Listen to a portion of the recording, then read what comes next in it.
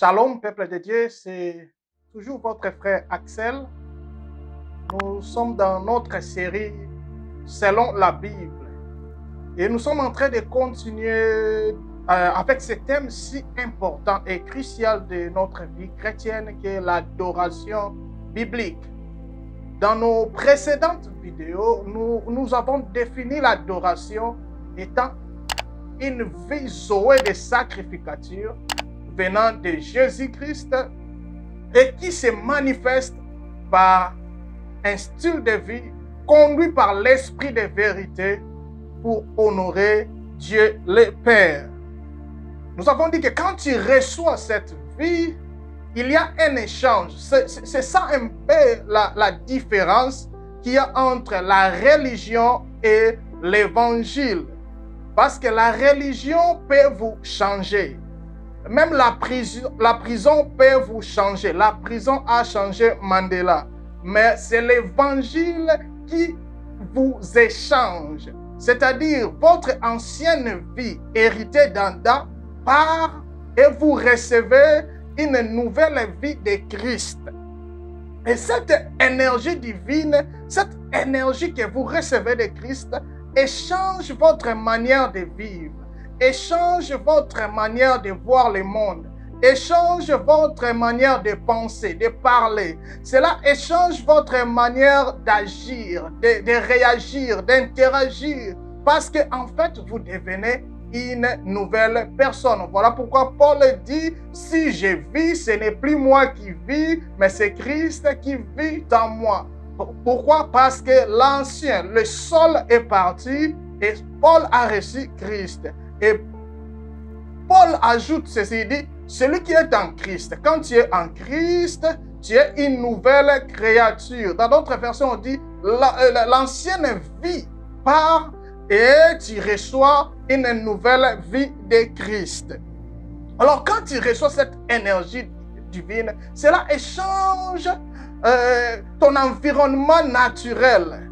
Avant, tu t'attachais au monde. Maintenant, quand tu as une nouvelle vie de Christ, tu t'attaches au ciel. Voilà pourquoi Christ dit, celui qui vient du ciel s'attache aux choses du ciel. Celui qui vient de la terre est de la terre et il s'affectionne des choses de la terre. Mais celui qui vient du ciel, parce que quand tu reçois Christ, quand tu reçois la vraie vie d'adoration, ce qui se passe est que tu es né de nouveau, tu es né de Dieu, tu es né du ciel et là, tu t'affectionnes des choses du ciel.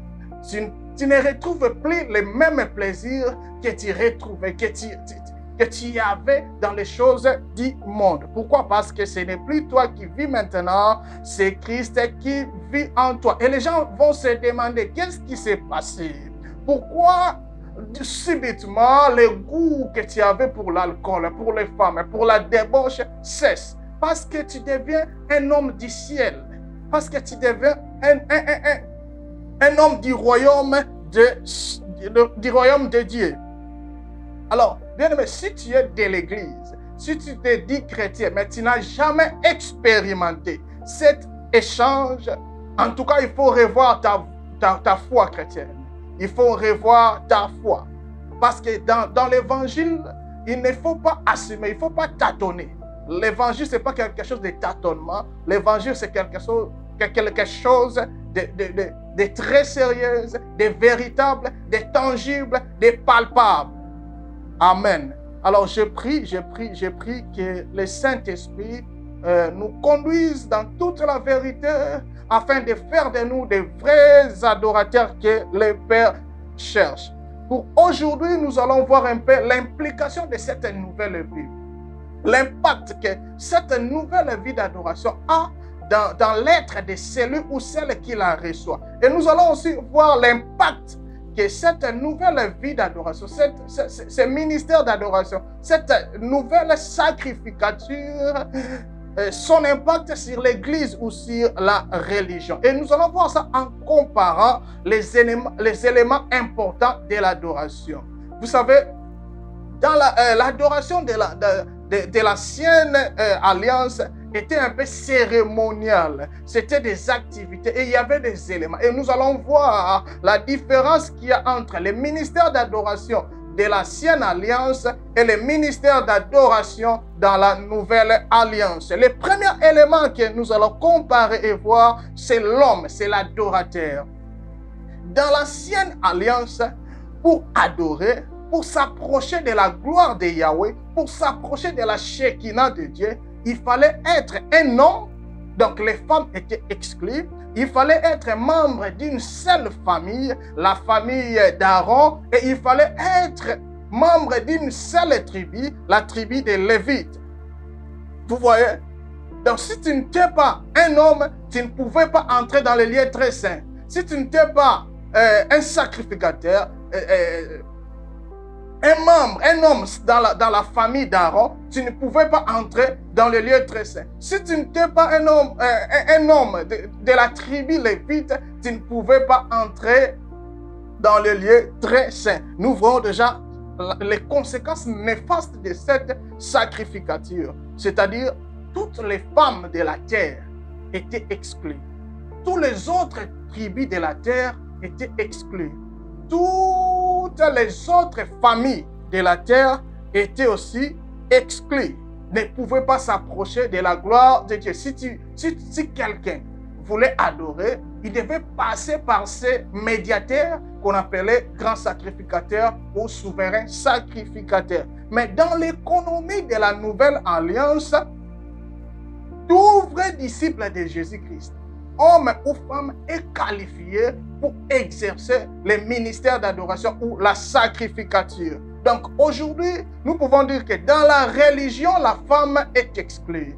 Dans la coutume, la femme est souvent exclue.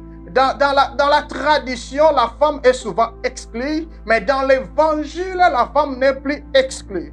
Pourquoi? Parce que tout celui, homme ou femme, qui croit au Seigneur Jésus-Christ, qui reçoit la vraie vie d'adoration, devient sacrificateur. Donc les femmes sont aussi des sacrificateurs, les hommes sont des sacrificateurs. Et nous puisons cela dans Apocalypse chapitre 1, verset 5 à 6. Ça, c'est l'apôtre Jean qui nous parle. Il dit ceci, il dit, de la part de Jésus-Christ, les témoins fidèles, les premiers-nés des morts, les princes des rois de la terre, à celui qui nous aime, qui nous a délivrés de nos péchés par son sang. Il dit que Jésus-Christ a délivré tout disciple, homme ou femme. Il nous a délivrés de nos péchés par son sang. Et qui a fait de nous, le nous c'est tout disciple de Jésus-Christ, homme ou femme, un royaume de sacrificateurs pour Dieu le Père. Ça c'est Jean dans Apocalypse chapitre 1, verset 5 à 6. On voit que même les femmes sont des sacrificateurs. Vous savez, aujourd'hui, dans nos différentes dénominations, le pape ou l'évêque général ou l'apôtre général peut décider de vous donner un titre, prêtre ou sacrificateur ou pasteur. Mais ce n'est pas ce que Jésus fait de nous. Quand Jésus fait de toi un sacrificateur, c'est-à-dire ta nature change. Tu deviens sacrificateur par nature et non par titre.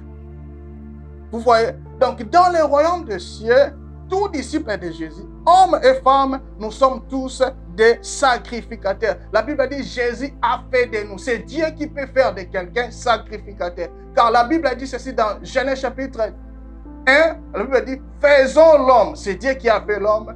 Et Jésus dit encore, et Jean dit encore qu'il a fait de nous. Et Jésus avait encore dit à Pierre, il dit suivez-moi, je ferai de toi un pécheur d'âme. Donc, vous voyez, c'est Jésus qui peut faire de nous. Et on peut aussi confirmer cela dans Apocalypse chapitre 5, verset 9 à 10. Ici, c'est les 4 êtres vivants et les 24 veillards qui chantaient, qui proclamaient un peu. Ils disent ceci. Ils chantaient un cantique nouveau en disant, tu es digne de prendre les livres et d'en ouvrir les seaux, car tu as été immolé. Ici, il parle de Jésus-Christ qui a été immolé et tu as racheté pour Dieu par ton sang des hommes de toutes les tribus, de toutes les langues, de tous les peuples et de toutes nations. Les hommes ici, c'est hommes et femmes. Et tu as fait des rois et des sacrificateurs pour notre Dieu et ils régneront sur la terre. Cela veut dire, tous les hommes, femmes, garçons et filles, si tu es un vrai disciple de Jésus-Christ, le verset 10 du chapitre 5 du livre d'Apocalypse dit que Jésus a fait de nous des rois et des prêtres et des sacrificateurs. Donc, dans ce royaume, il n'y a pas de religieux. Si tu es religieux, sache que tu es un sacrificateur. Si tu es choriste, tu es une femme, sache que tu es un sacrificateur et un roi. Il n'y a pas de reine, il n'y a pas de prêtresse. Pourquoi? Parce que le genre masculin ou féminin n'est plus un facteur. Le seul facteur, c'est la foi pour recevoir la vie du Fils de Dieu. Amen. Oh, gloire à notre Seigneur Jésus-Christ qui a décidé d'ouvrir le chemin, de nous conduire vers le Père, et il a fait de nous des vrais adorateurs selon sa volonté. Amen.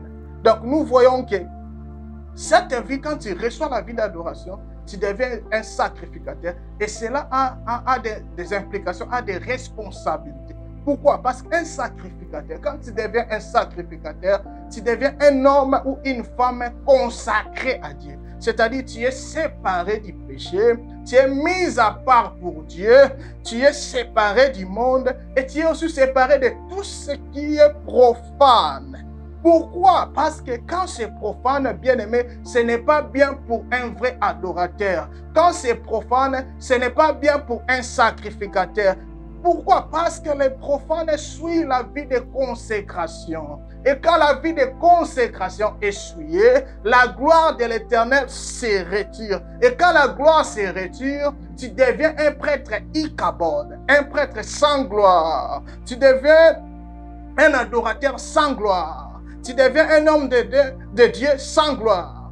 Et là, tu te retrouves dans l'état d'Apocalypse 3, chapitre 3, verset 1, où on parle de l'église de Sardes. Écoute ce que Jésus-Christ dit de cette église. Il dit, je connais tes œuvres, je sais que tu passes pour être vivant, mais tu es mort.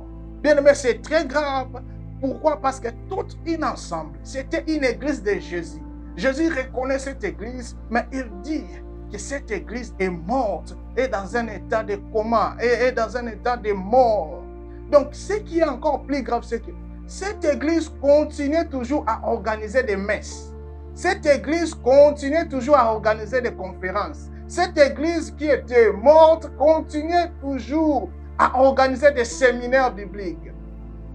Elle a organisé des écoles de ministères. Elle organisait des concerts, des fois aussi des célébrations Pâques. Mais quand les CEO de l'église regardent, quand les CEO et les fondateurs de l'église regardent, ils disent cette branche-ci est morte. J'ai prié Dieu qu'on ne retrouve pas l'église de Sardes dans nos villes. J'ai prié Dieu aussi que tu ne te retrouves pas dans une église morte. Vous savez, quand l'église est morte, la solution que la Bible propose, c'est, on appelle ça les 7 esprits de Dieu. C'est le plein ministère du Saint-Esprit, car c'est le Saint-Esprit qui est chargé, spécialiste en réanimation, spécialiste dans la résurrection, spécialiste du réveil. Donc nous voyons le premier élément, c'est l'homme, et la femme n'est plus exclue, aucune tribu n'est exclue, aucune famille de la terre n'est exclue. Le seul facteur pour recevoir cette vie d'adoration, pour recevoir cette sacrificature, c'est la foi, pour recevoir la vie du Fils de Dieu. Deuxième élément important de l'adoration, c'était les lieux spéciaux construits, choisis ou désignés par Dieu. Et on avait un tabernacle physique, un temple physique. Et vous pouvez voir ça dans 1 Samuel chapitre 1, verset 3, une histoire que nous connaissons tous de Elkana et Anne. La Bible dit Elkana et sa famille montaient de sa ville jusqu'à Silo pour adorer. Encore nous voyons que Elkana allait adorer, il n'allait pas chanter. Donc, mais pour adorer, Elkana devait passer par les sacrificateurs Élie. Il devait passer par un homme de la tribu de Lévi, un homme de la famille d'Aaron. Et après ça, nous voyons encore les gens monter à Jérusalem dans les temples pour adorer. Mais dans la Nouvelle Alliance, dans le Nouveau Testament, on a pris un lieu fixe spécial dédié à l'adoration. Pourquoi? Puisque l'adoration est devenue un style de vie que l'on présente à Jésus-Christ chaque jour, matin, midi, soir. Donc, plus besoin d'un bâtiment fait de mains d'hommes, plus besoin d'un tabernacle physique pour adorer. Voilà pourquoi quand Jésus-Christ rencontre la femme samaritaine était un peu dans la religion. Il dit, nos ancêtres ont adoré sur la montagne, mais vous les Juifs, vous dites c'est l'endroit où il faut adorer, il faut aller à Jérusalem. Et Jésus répond, il dit, oh femme, l'heure vient, et elle est déjà là, où les vrais adorateurs n'iront plus à Jérusalem. Les vrais adorateurs n'iront plus à Rome. Les vrais adorateurs n'iront plus à Mecque ou à Médine. Les vrais adorateurs n'iront plus dans un temple royal à Paris ou à Kinshasa. Les vrais adorateurs n'iront plus au Nigeria ou au Ghana ou en Afrique du Sud ou au Kenya. Les vrais adorateurs n'iront plus aux États-Unis. Mais les vrais adorateurs adoreront en esprit, dans l'esprit.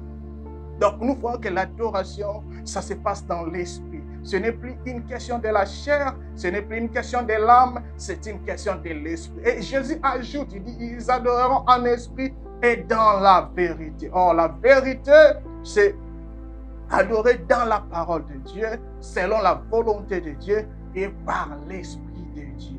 Donc, un adorateur est celui qui vit dans la parole de Dieu, selon la volonté de Dieu, par l'esprit de Dieu. Vous voyez? Donc aujourd'hui, les salles que nous construisons, c'est d'abord pour nous protéger des intempéries. C'est d'abord pour nous aider à nous réunir, de nous réunir dans de bonnes conditions. Ce n'est pas des salles trop spéciales parce que ces temples aujourd'hui ne nous sanctifient pas, mais c'est nous, les vrais chrétiens, qui sanctifions les temples. Donc les temples, les salles, nos différentes salles sont sanctifiées par des vrais adorateurs. Donc aujourd'hui, si vous construisez un temple en or, c'est bien. Mais il faut beaucoup plus investir dans nos membres, dans la vie des hommes et femmes qui, eux, vont consacrer, qui, eux, vont sanctifier nos temples. Amen. Troisième élément de l'adoration, c'était l'autel où on mettait les sacrifices ou l'animal dessus. Aujourd'hui encore, nous n'avons plus un autel physique qu'il faut ériger. Aujourd'hui, le vrai autel, c'est notre cœur. Et quand on s'approche de Dieu avec un cœur humble, avec de bonnes intentions, et Dieu agrée les sacrifices. Dieu agrée ce que nous faisons.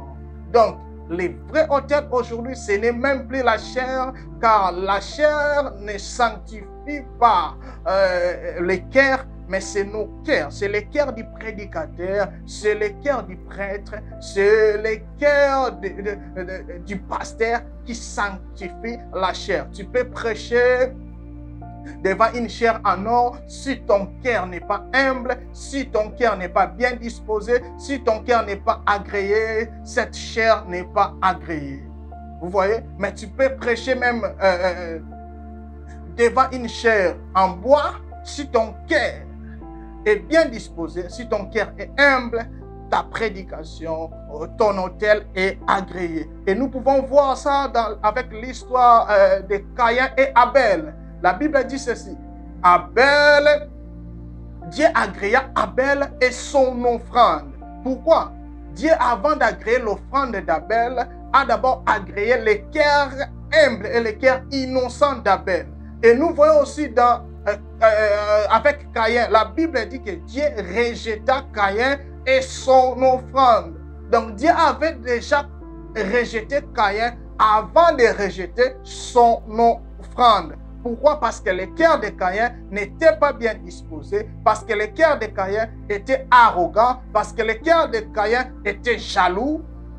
Voilà pourquoi Dieu ne pouvait pas agréer ce que Caïn faisait. Donc, avant que nos actions, nos œuvres puissent être agréer, Dieu agrée d'abord notre cœur. Vous voyez, j'aime souvent dire que Caïn avait mal parlé à Dieu. Quand Dieu vient, il demande à Caïn, où est ton frère? Caïn répond, suis-je le gardien de mon frère? Chez nous au Congo, on pourrait dire Akatela Nzambe Lingala. Donc il a dit à Dieu, est-ce que Ngande m'nabate la Caïn? Est-ce que Ngande gardien? Vous voyez? Et il a oublié que ce n'est pas seulement la bouche qui parle. Dans le royaume de Dieu, les sangs parlent. Et Jésus dit, et Dieu dit à Caïn, le sang de ton frère crie. Le sang de ton frère parle. Et Caïn pensait qu'il pouvait cacher des choses à ce Dieu qui voit tout et qui sait tout. Bien-aimés, si nous nous approchons de ce Dieu, nous devons nous approcher avec un cœur humble, avec un cœur de repentance qui accepte de se repentir, qui demande de l'aide, un cœur bien disposé, un cœur qui aussi attend quelque chose de Dieu. Amen. À part l'autel, on avait aussi les bois. Aujourd'hui, le bois peut être comparé aux charges, aux ambitions, aux besoins, à nos attentes que le Saint-Esprit dépose dans notre cœur. C'est-à-dire quand tu veux manifester un ministère d'adoration, quand tu veux manifester un acte d'adoration, ce qui se passe, c'est que Dieu regarde les soucis que tu as dans ton cœur. Dieu regarde tes ambitions. Dieu regarde la charge, l'intention. Donc Dieu regarde, et quand Dieu agrée les soucis que tu as, les fardeaux que tu portes, l'attente que tu as, et c'est le Saint-Esprit qui allume les feux maintenant. Le feu n'est plus physique, le feu maintenant est à la charge du Saint-Esprit par rapport à la disposition de notre cœur.